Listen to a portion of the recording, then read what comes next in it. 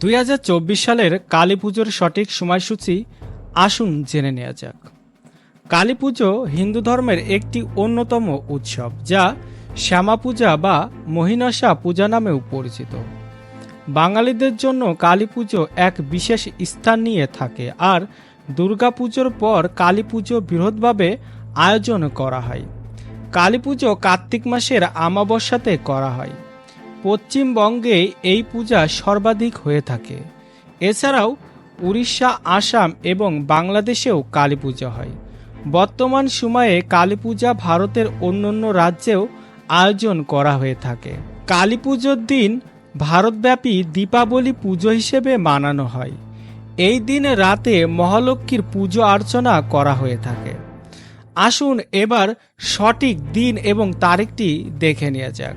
2024 সালের কালী পুজো পড়েছে 31শে অক্টোবর 2024 বৃহস্পতিবার। 31শে অক্টোবর 2024 বৃহস্পতিবার। জয় মা কালী।